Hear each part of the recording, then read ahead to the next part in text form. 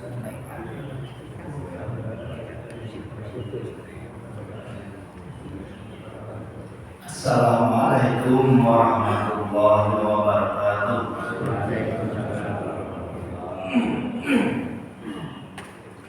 Innal hamdalillah nahmaduhu wa nasta'inuhu wa nastaghfiruh wa na'udzu billahi min shururi anfusina wa min sayyiati a'malina. May yahdihillahu fala mudilla lahu wa may yudlilhu fala hadiya lahu. Asyhadu an la ilaha illallah wahdahu la syarika lahu wa asyhadu anna Muhammadan abduhu wa rasuluhu la nabiyya wa la rasula ba'dah. Allahumma shalli wa sallim wa barik ala Rasulillah wa ala alihi wa ashabihi wa mawala. Amma ba'du, fa ya ibadallah, usikum wa iyaya bitaqwallah faqad fazal muttaqun. Alhamdulillah rabbil alamin, kita bersyukur kehadirat Allah Subhanahu wa taala. Allah masih memberikan kekuatan iman, kekuatan fisik dan ruhani kita untuk melaksanakan setiap apa yang menjadi syariat Allah. Kita mencoba untuk melakukan semaksimal kemampuan yang kita punya, dan kita berharap, senantiasa berharap semoga yang kita lakukan menjadi amal saleh kita, ibadah kita yang diridhoi oleh Allah Subhanahu wa taala. Amin ya rabbal alamin. Baik para ibu dan bapak sekalian, kita masih pada bab al-hibatu, dan mungkin pagi ini kita akan baca hadis terakhir, hadis ke-811 tentang hibah, dan kita terus berusaha setiap yang kita pahami secara bertahap kita usahakan, kita coba untuk bisa kita lakukan. Termasuk kemarin kita 2 sore mengadakan buka puasa bersama. Semoga itu menjadi salah satu cara kita ikhtiar untuk mempraktekkan apa yang sudah kita pahami, baik terkait dengan Siyam Muharram maupun juga tentang keutamaan hibah atau atiyah atau sedekah. Dan ternyata memang secara lahiriah, ya, kasat mata kita rasakan, kita lihat, paling tidak testimoni dari beberapa para bapak dan ibu yang ikut buka puasa itu menjadi barokah, bahkan Pak Anda Yusuf kalau bisa buka puasanya setiap sore gitu. Buka puasanya setiap sore itu menunjukkan barokah, ya. Karena memang barokahnya jamaah itu tidak hanya ketika kita sholat, termasuk kita makan di rumah hanya dengan pakai sayur asam manis. Itu mungkin ya tidak seberapa enak dibanding ketika makan di sini. Apalagi makannya misalnya nasinya kurang, rebutan, tambah enak. Jadi dulu dikatakan Pak Nabi, kalau hari ulang tahun kantor itu selalu ada nyoto sesudah upacara, nyoto bersama. Nyotonya dipisah, yang pejabat sendiri, kemudian yang non pejabat sendiri terpisah. Saya sudah pernah mencicipi dua-duanya, yang pejabatnya pernah, yang bukan ya pernah. Kalau yang pejabat kan tidak berebut, tidak buta, karena jatahnya atau persediaannya banyak, tapi yang ambil terbatas. Tapi kalau yang setap itu selalu rebutan. Tapi kata teman-teman malah enak yang rebutan daripada yang tidak rebutan. Itu namanya barokah. Makanya mungkin pengamalan fadilatul amal kayak buka bersama itu bisa terus kita coba pelan-pelan bertahap, satu persatu sedikit demi sedikit kita lakukan. Karena selain barokah tentu ada fadilah yang sudah kita pahami bahwa Allah menjanjikan untuk bisa kita terima. Sehingga kalau kemarin misalnya buka puasa, Tasyu'a, Asyura itu kita sudah bisa menikmati, maka saya kira yang lain perlu dicoba. Setiap minggunya kan ada 2 puasa sunnah, ada Senin, ada Kamis. Misalnya ibu-ibu siap, kita coba satu dulu buka puasa Kamisnya, sehingga setiap Kamis sore itu ada buka puasa misalnya. Ini ya terserah ibu sanggup apa enggak. Ya dicoba dulu kalau memang mampu dan ternyata ya barokah tadi itu kita teruskan, kemudian kita tambah Seninnya. Senin sore, Selasa, Kamis sore. Nah, itu kita buka puasa. Soal misalnya belum semuanya puasa, kemarin ada salah satu jamaah kita tawari ikutan buka bersama. Wah, enggak enak, saya puasa enggak apa-apa. Enggak apa-apa, enggak puasa itu makan bersama. Nah, nanti minggu depan kan termotivasi. Nanti saya ikut makannya adalah bukan sekadar makan sore. Makan sore juga tetap ada keutamaan ibu-ibu yang menyediakan. Kalau yang dahar itu puasa itu lebih, utamanya lebih banyak. Nanti pelan-pelan itu menjadi media dakwah juga, media ajakan untuk secara bertahap. Setiap ilmu yang kita pahami, kita ketahui, kita terima tentang fadilah al-amal itu bertahap, pelan-pelan kita peroleh, kita kerjakan. Dan insya Allah tidak keliru kalau dalam hal ini juga berlaku hadis yang bersifat umum, manfaat rasa iman falahu ajruhu la yanqusu min ajrihi syai'un. Barang siapa yang ngaturi dahar untuk berbuka kepada yang puasa, ya dia akan memperoleh pahala persis sama seperti yang puasa, dan pahala itu tidak mengurangi pahalanya yang puasa. Jadi itu bonus tambahan dari Allah. Itu mari ini buka puasa untuk 1 orang, 2 orang, 3 orang, ya masing-masing akan yang memberi buka itu akan diparingi oleh Allah pahala nilai kebaikan sama seperti yang puasa. Dan pahala yang puasa yang tidak dikurangi, tetap senilai sesuai ketentuan, sesuai keikhlasan, sesuai kebenaran rukun syaratnya amal yang ia lakukan. Saya kira itu harus kita syukuri. Dan mau ke depan ibu apakah mau mencoba atau tidak untuk melakukan itu, atau mungkin kalau tidak Senin Kamis terlalu sering, seminggu 2 kali, ya setiap ayamul bid, ya tanggal 11, tanggal 13, 14, 15, ya. Jadi di tanggal-tanggal purnama itu kan hari-hari yang disunahkan puasa.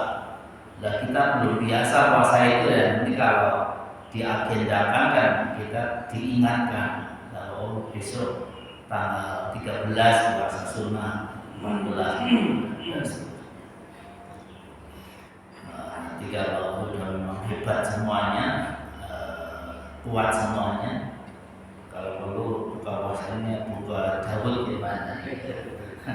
Buka puasa Daud, tiada sore tanpa buka, hanya disuling-suling satu. Itu nanti insya Allah lebih hemat, ya, lebih hemat daripada apalagi yang sudah kakek-kakek, nenek-nenek kayak saya di rumah gitu kan, makannya kan gak seberapa. Kalau di rumah masak untuk 5 orang itu ya kira-kira biaya kompornya sama dengan 2 orang. Padahal yang dimasak nasinya saya dengan nasi usaha itu beda, masing-masing punya ini listriknya ya 2, berarti kan lebih mahal. Kalau di sini ya lebih hemat, itu termasuk penghematan juga. Begitu juga sayurnya, itu insya Allah lebih enak sayur di sini, walaupun kalau dimakan di rumah ya tidak seenak kalau di sini. Baik para Bapak dan sekalian, kita baca hadis yang terakhir nomor 11. Wa 'an Ibni Umar radhiyallahu anhu an Nabi sallallahu alaihi wasallam qala man wahaba hibatan wa huwa ahaqqu biha ma lam yusib 'alaiha, rawahu Hakim wa sahahahu. Dari Ibnu Umar, Abdullah bin Umar, kemarin sudah disampaikan Pak Ustadz Karim, yang namanya Abdullah, anaknya para sahabat dekat Nabi itu banyak.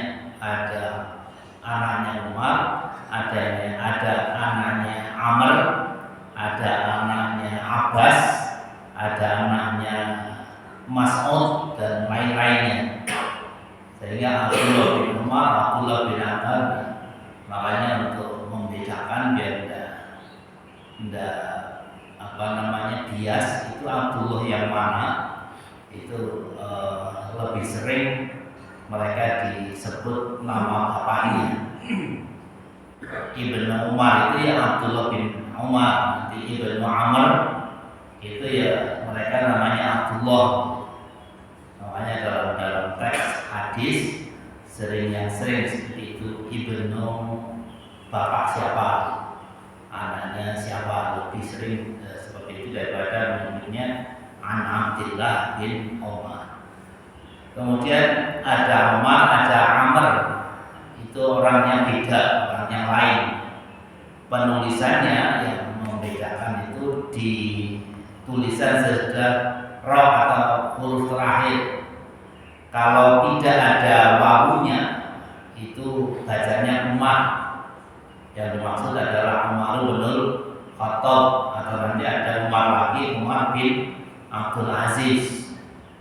Itu juga sesungguhnya masih cucunya Umar, khalifah yang menurut para pengamat sejarah itu Khulafaur Rasyidin kelima. Umar bin Abdul Aziz itu salah satu khalifah dari Bani Abbasiyah. Bedanya adalah di huruf terakhir. Kalau tanpa wawu itu bacanya Umar, kalau ada wawunya membacanya Amr. Yang mereka namanya sama-sama Abdullah, sehingga yang lebih sering itu dipakai ditulis itu nama bapaknya.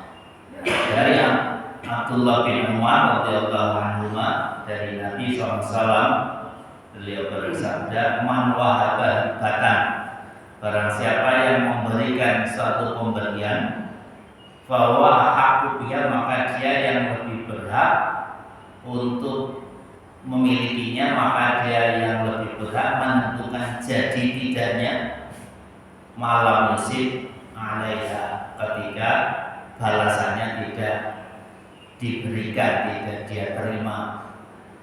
Jadi kemarin kita sudah sampaikan di atas bahwa hibah itu ada hibah mutlakon, hibah yang diberikan ya memang memberi tanpa ada embel-embel berharap balasan. Tetapi ada juga hibah yang dia dengan memberi itu berharap dibalas minimal sama atau bahkan lebih banyak lagi. Yang itu sesungguhnya yang tidak disyariatkan, tetapi tidak secara mutlak dilarang. Karena butuh, misalnya karena memang dia berhajat untuk memperoleh balasan yang lebih banyak.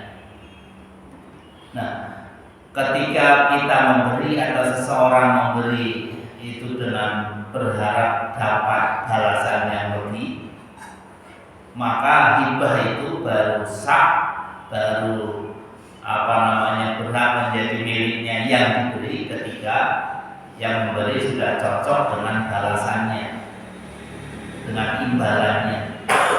Seperti hadis yang agak awal kita sampaikan dulu, cerita tentang seorang sahabat yang memberi Rasul, tetapi memang dia berharap dibalas lebih banyak oleh Rasul.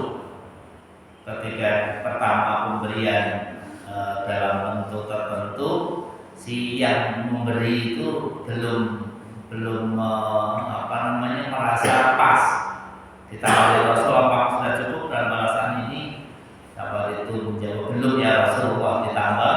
Baru kemudian sudah yang bersangkutan menganggap cukup, baru kemudian hibah itu diterima dan balasannya diberikan.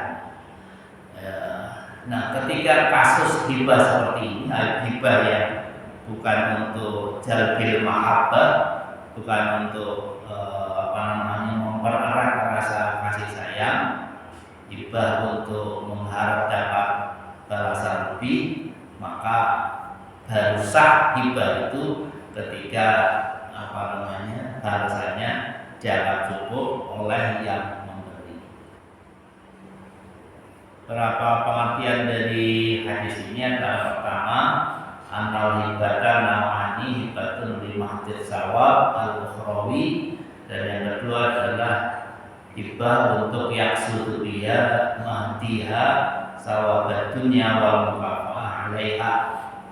Jadi di atas sudah kita jelaskan bahwa hibah itu ada hibah yang mahdis sawab, hanya untuk meminta berharap pahala dari Allah yang bersifat ukhrawi, dan dalam rangka qasdu tawad wa ta'alluf, dan dalam rangka membangun rasa kasih sayang dan rasa kebersamaan. Dan yang kedua ada hadiah yaksudu biha mahdiha sawab dunia, ada orang memberi dengan harapan dapat balasan bersifat duniawi wal mukafa'ah 'alaiha, dan dibalas kemudiannya. Nah, yang pertama itulah yang dituntunkan dan disyariatkan Rasulullah, tahadau tahabu, banyak-banyaklah kalian atau sering-seringlah kalian memberi hadiah, tahabu, kalian akan tambah saling mencintai. Kemudian yang kedua itu adalah pemberian yang tidak disyariatkan, tetapi itu boleh dilakukan dalam kondisi yang terpaksa.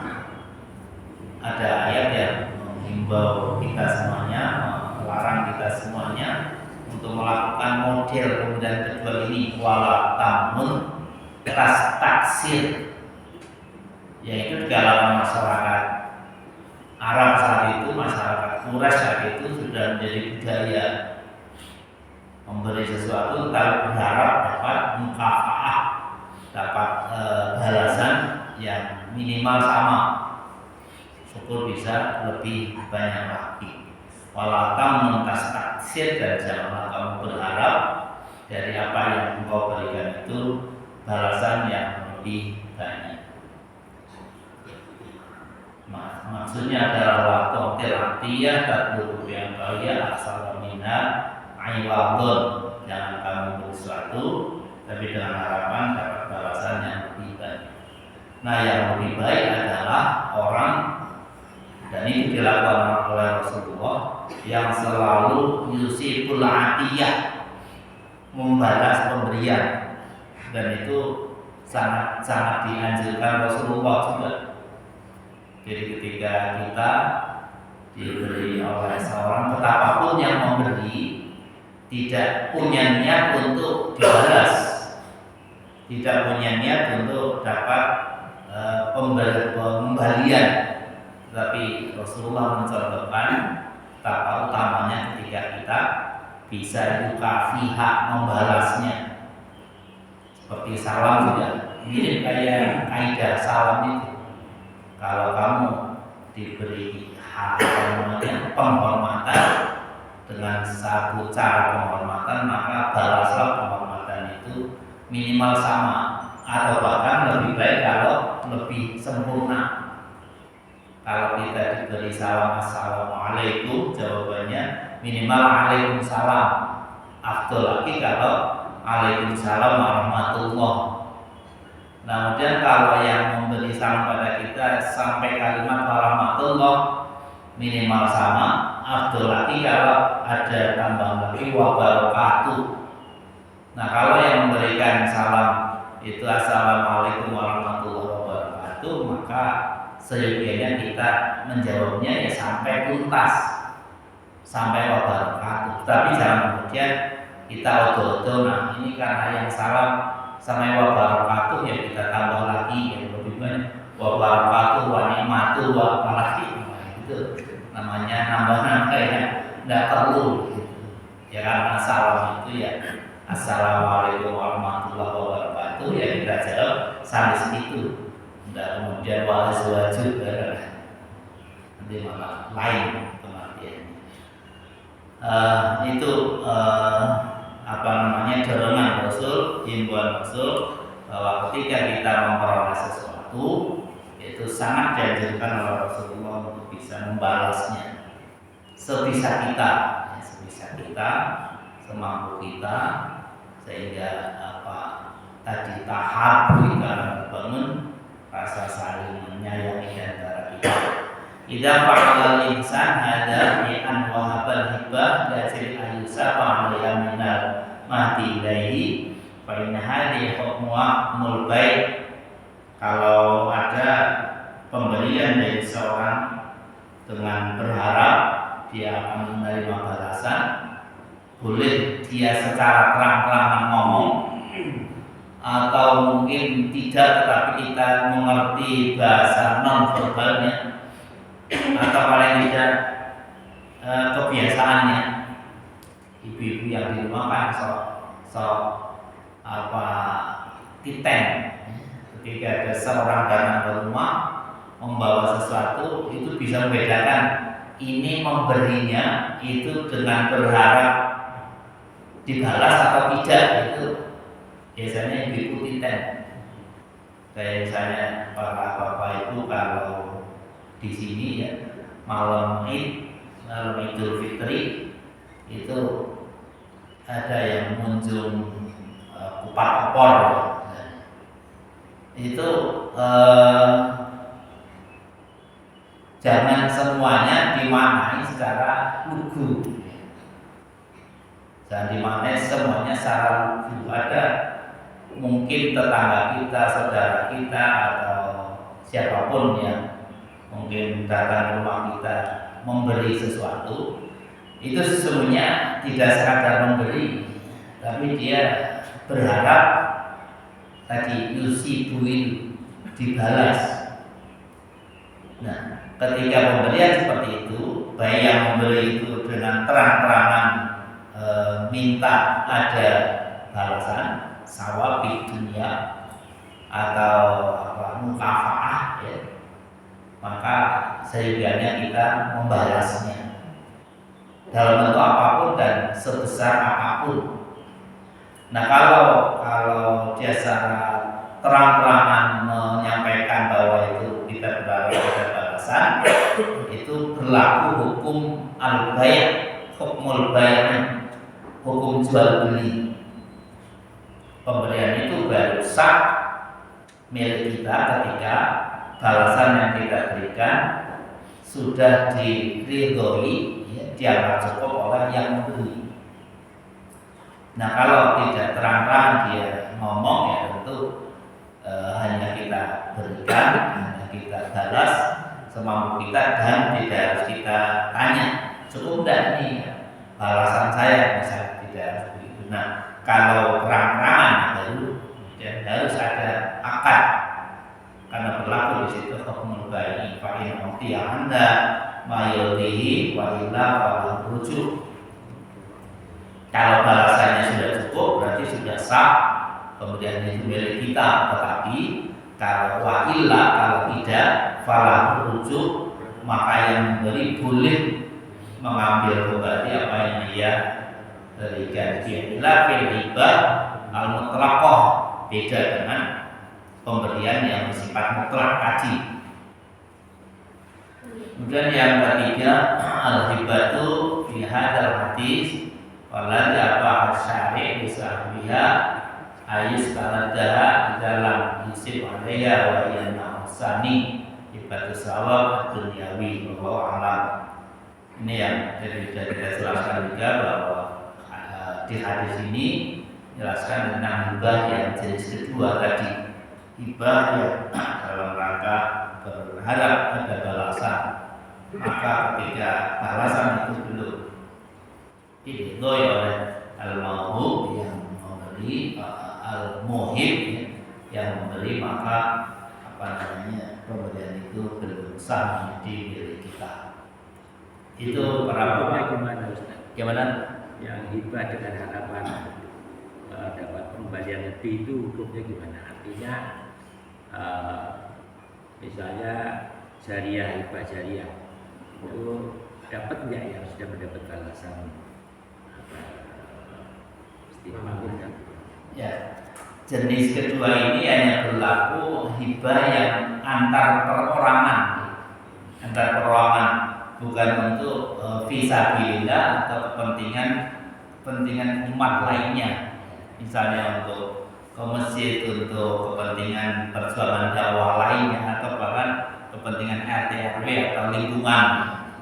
Yang dibahas sebagai pesannya atau jenis kedua hibah yang berharap pada balasan itu adalah pemberian antar personal. Misalnya ada nyensaru mantan asisten rumah tangganya Pak Hari, mantan, artinya sudah ada di situ. Nah, kemudian di hari-hari tertentu beliau si mantan asisten rumah tangga itu sowan ke rumah Pak Hari membawa sesuatu, dan dia terang-terangan, Pak, saya besok harus bayar SPP anak saya, butuh dana sekian, dengan mengaturkan memberikan apa yang ia bawa. Nah, itu hibah yang dimaksud ini, berharap balas. Nah, ketika pemberian seperti itu harus dimintakan persetujuan yang memberi, balasannya sudah cocok atau belum, dan yang diberi atau kita yang diberi juga bisa untuk menolak. Wah, saya lagi tidak ada dana cash untuk memberi ke sana, bawa lagi boleh begitu. Ketika memang terang-terangan dia memberinya itu dalam rangka tadi berharap hibahnya. Ini ketentuan tentang hibah secara personal atau antar personal, bukan untuk jadiah, untuk kepentingan masjid, kepentingan sosial lain. Nah, kalau yang itu berlaku atau harus dalam bentuk hibah mutlaqah, tidak berharap kecuali sawabil akhirah, pahala dari Allah Subhanahu wa taala. Kalau berharap pahala duniawi malah jadi hilang, batal semua kebaikan atau pahala ukhrawinya itu, karena dia berharap lain.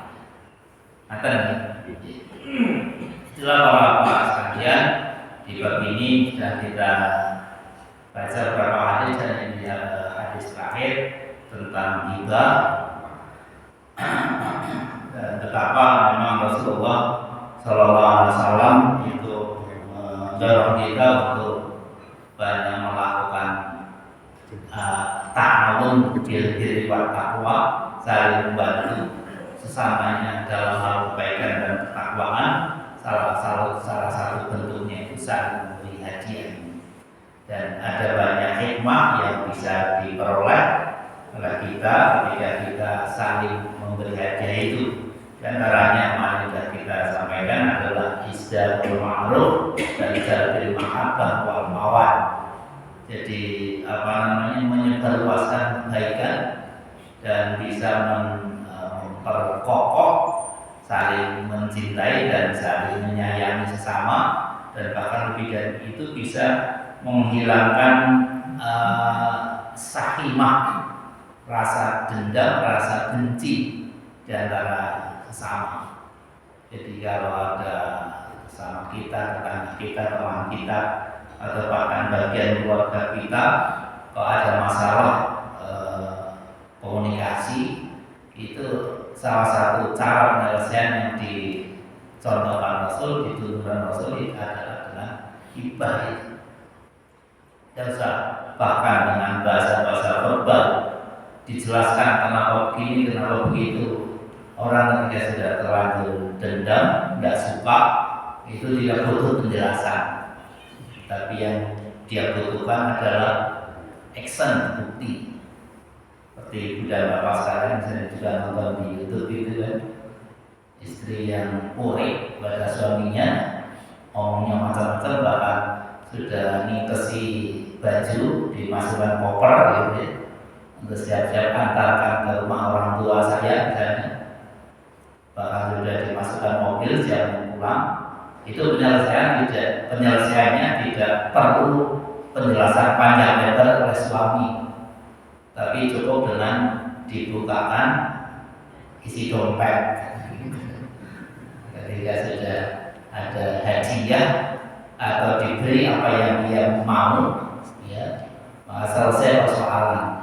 Itu salah satu hikmah dari hibah. Begitu juga komunikasi dengan yang lain juga kira-kira begitu.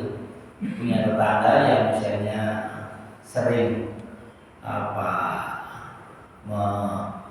membuli, sering melakukan hal yang mengganggu komunikasi, salah satu cara dengan hibah. Sering-sering aja diantari oleh-oleh dari Brebes ya bawakan telur asin, dari Banyumas ya bawakan telur goreng, macam-macam itu. Lama-lama luntur gitu.